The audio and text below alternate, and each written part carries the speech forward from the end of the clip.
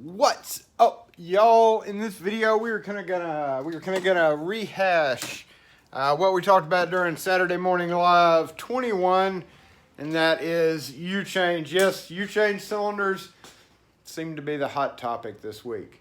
First, LPL posted his U-change video, and then Lock Noob posted his U-change video, saying that he had shelved a video for over a year, and now is as good a time as any. So guess what?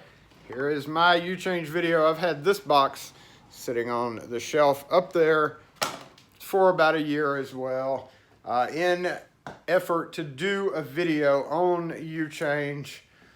However, I just never did it, and it got shelved, kind of like Lock Noob said in his video. It just got shelved, never got done. However, during Saturday Morning Live, I revealed a secret. That's right, I revealed a secret about U-change keys and locks, and I just kind of want to talk about it from the locksmith perspective, because I, as a locksmith, have had to go out to many businesses over the years and open and remove or rekey or repair U-change cylinders. In fact, back in the day when U-change was popular, we were a kind of, not really a dealer, we didn't sell them, but we were the phone call. We would get the phone call from the company saying, hey, our management just messed up rekeying their U-change locks. Can you go out and fix the problem? We've sent cylinders, we've sent new keys, we've sent whatever. In fact, we often got literal just rekey calls to do it, because they were either scared their manager couldn't do it, or the manager just was not comfortable doing it. So yes, U-change in the retail world means maybe I can change, maybe change. Anyway, whatever the case is, I am not going to go through a whole lot, because other people have taken apart these locks, including in LPL's video, to talk about them. If you're interested, go watch his video. I'm sure you've already seen it. If you're watching this video, you probably already seen it. I'm just going to talk about it from the locksmith perspective.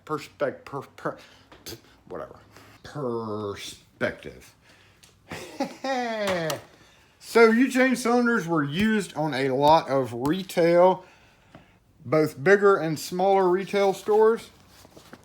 This kind of was a very popular system in the 80s and early 90s, as a matter of fact, because yes, you could install these on a retail business. This company could send out keys or cylinders or whatever the case is, but keys if they needed to rekey, and often it's kind of like an IC core where you could keep cores on hand, which never happens.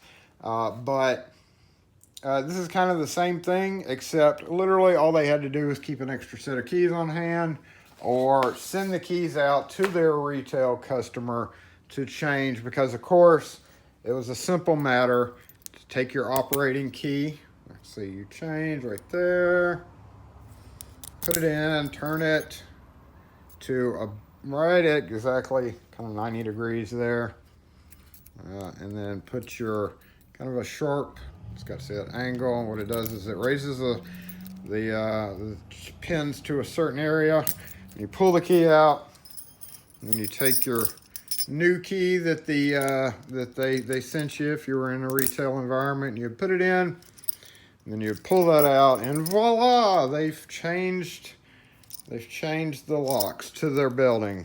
Easy as pie, but it wasn't, because a lot of times the manager would put a key in or do this and turn it, and they would slip the tool in like so, and get it in there. So, well, come on. You gotta get it just right. So what would happen is they'd go like that far. They wouldn't put it all the way in. Pull the key out, put her new key in, and it would lock the cylinder up because it wasn't activating, say, the last pin. So it was pretty important, two things: to lubricate the cylinder beforehand, and to make sure that when you're pulling the key out that you're holding this in. Pull it out, put the new key in, make sure it stays in.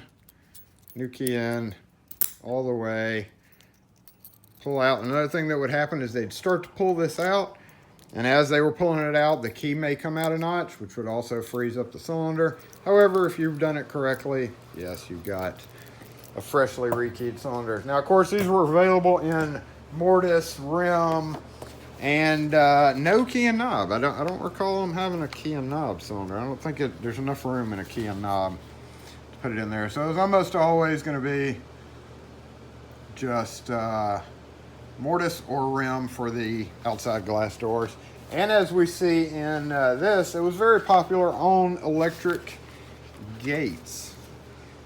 And in fact, they have several pages on how to install it on, back in '85, which is when this was printed, the more popular gate box, which raises and lowers gates on retail, like in malls and stuff. So this book kind of told you that. Also, thing to note here, let's look at this. What do we lubricate with? WD-40. I remember, again, 1985. However, they were smart enough to point out, please do not, with the little underlines, do not use heavy oil or graphite. Thank you. Thank you. Thank you very much, Mickey. But again, this was just our, there's your factory directions. I'll hold it out here so you can see it. Now, in Saturday Morning Live, we did give away 2 cylinders. Thanks again to HKS for sending out a couple. And like I mentioned in the video as well, I have a box of them somewhere that has not been found in about a year since I started this whole project. In that video, Pocket Women and Brian received, they were the proud winners of one of each of those, along with some other stuff. So if you were not part of Saturday Morning Live, we broadcast every Saturday morning, 11 to 1 Central Standard Time. Make sure and join in. And every so often we have giveaways. You may win something, but that's not the only reason to join in, because we have a lot of fun. There's a lot of locksmiths from around the world, and lock sporters, and people that are not even interested in locks join in with us on Saturday Morning Live. So that's my little blurb right there. But anyway, as I mentioned in Saturday Morning Live, and that is why I have these keys out here. These are restricted keys. Okay, you're not supposed to be making these keys. Back in the day, these keys have a very unique profile. Do not duplicate, obviously, but you know, they're not used on doors anymore. Back in the day, once again, I would not have done this to copy a key, because it says do not duplicate. Obviously, trying to bypass the rules like this, we would not have done. We would not have given these keys out to a customer, because it's a little bit sketchy. There's about a 90% chance that they will work okay, but sometimes it has a little catch, sometimes it doesn't. However, you can, and I'm not the one to discover this, but you can make your own copies of these keys with a old Mercedes. This is a MB59, which I believe is the ILCO number. The Taylor number was M868, I think, 68. You can see, flip it over, it is pretty much identical. Hey, for being close. However, there were a couple of things that you had to do to make these work. And if you look at one of the keys, which I do have one right there. If you look at one of the keys, let me go grab something. And that is a micrometer, just to show you. Let's look at this. This is obviously a one or a no cut. And if we measure the height of that, there, we get, what is that, close enough, 872.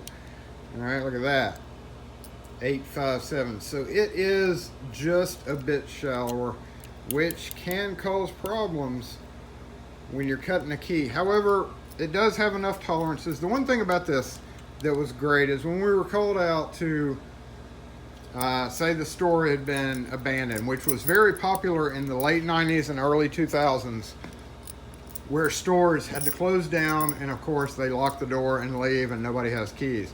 So one of the main reasons that locksmiths ended up with a bunch of these cylinders is because we'd have to go in, pull the cylinders, and replace them with typically just Schlage or whatever, so that the realtor could have keys to get in. But as you can see, you know, on site, it wasn't something where we would go in and try to pick it and try to reset it, or even as LPL showed in his video, using the bypass tool, that was pretty rare because honestly, they're not that difficult to pick. They're not hard to pick at all. They've got plenty of loose tolerances, and there's only like 5 depths. If we look at a couple of keys, we can see that definitely has, it's pretty deep, and then those 2 are the same, and then that. So that's 1, 2, or that would be like 5, 4, 3, 5.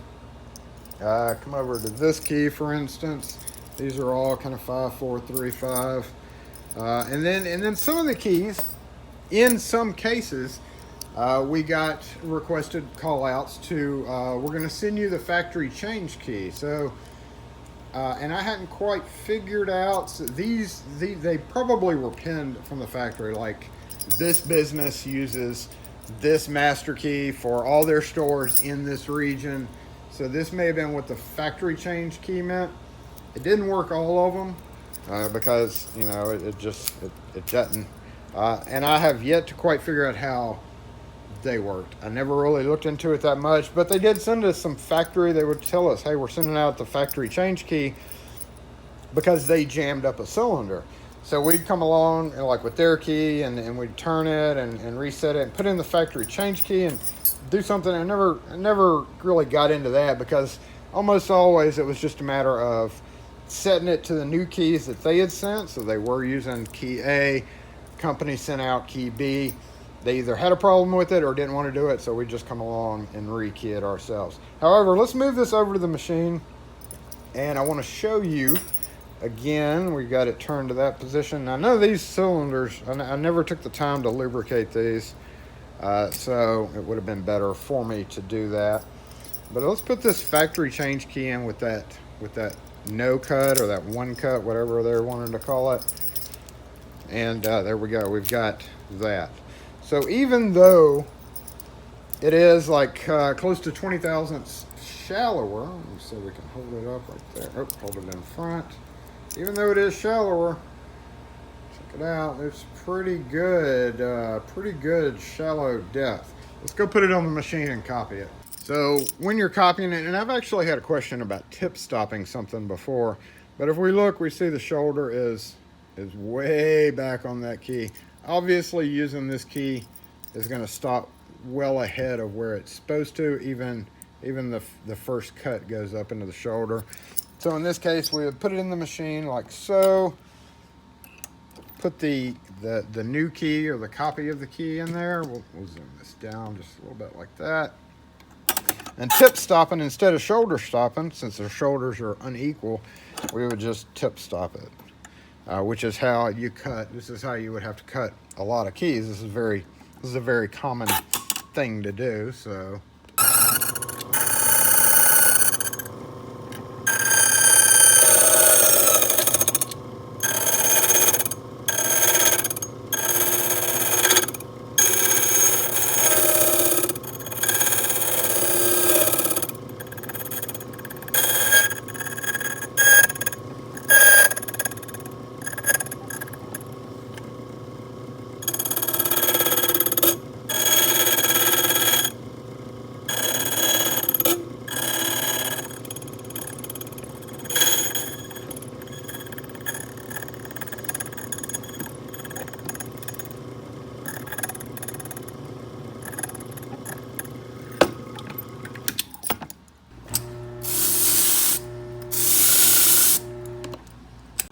Okay, so we got our key cut, shoulder cut back.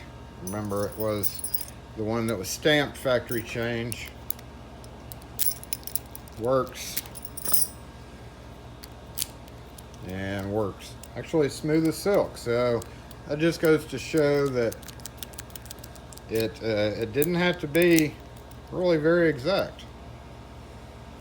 And 68 as well as that. And you don't have to thin down the sides or anything. So, oh, this one you did. Sorry. I'm going to take this back. It's not the MB59. I don't know why I had this key in here. Okay, scratch that. Not the MB59. I don't know why you were in here. But it is the M68, which is also known as MB59 and Taylor number was, and if we cross-reference our Taylor number with Ilco, we see M68 is indeed MB59. However, our MB59 wasn't doing its thing, was it?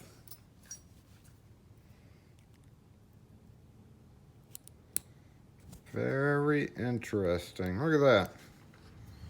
So I just uncovered something. I may have, you know, technically known about this and just didn't think about it before I started this video.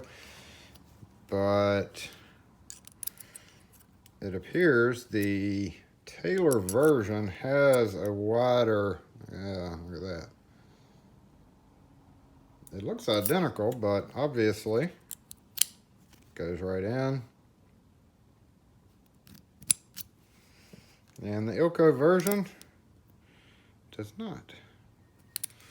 So, point in case, only Taylor, to make it even more difficult to get copies of keys made, only Taylor M68, which is the same as the MB59 in Mercedes, but not in U-Change.